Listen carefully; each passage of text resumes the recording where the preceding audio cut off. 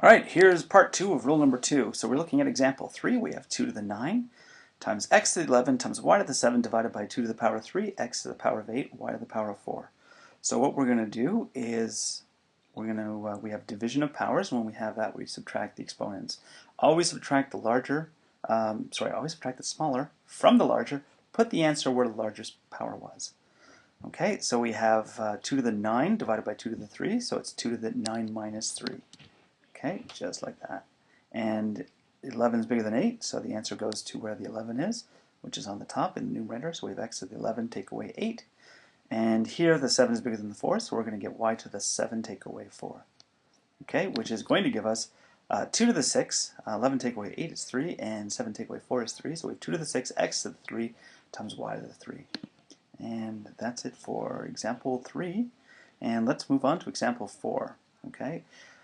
Now, this is the same rule, believe it or not. All right, so we have x to the m divided by x to the n, and what we're going to be doing is, in this case, I'm saying that n is bigger than n, okay, like that. And so what we do is we subtract the m from the n. Okay, this will prevent us from getting a negative exponent. Okay, so what you do is you subtract the exponents and always put the answer where the larger exponent was. Okay, now you remember why that is. Okay, if we go back to our example 5, for example, we have x to the power of 4 divided by x to the power of 9. You have 4x's multiplying each other on top, and you have 9x's multiplying each other on the bottom. Okay, you're going to cancel 4 of those x's, right, from the top and the bottom, and so you're going to end up with more x's on the bottom, 5x's on the bottom. Okay, so that's why you always put the answer where the largest power is. Okay, provided that you have the same base. All right, so here is example 4. We have x to the 7 divided by x to the 11. Now the 11 is bigger than the 7, so the answer is going to go at the bottom. And we're going to have 1 over x to the 11 take away 7, which is 1 over x to the 4. It's as simple as that. Here's example 5. We have 3 to the power of 12 divided by 3 to the power of 20. And the answer is larger on the bottom. The exponent is larger on the bottom, so the answer goes to the bottom.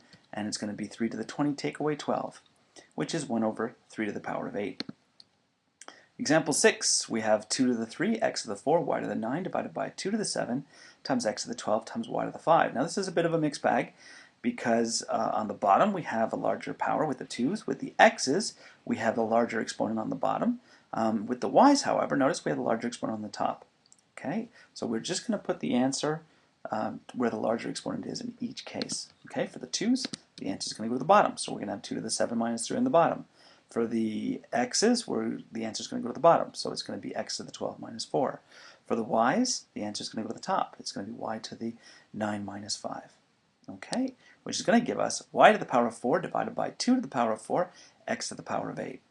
All right, and that's it for example number 6, and that's it for rule number 2. Have a good day.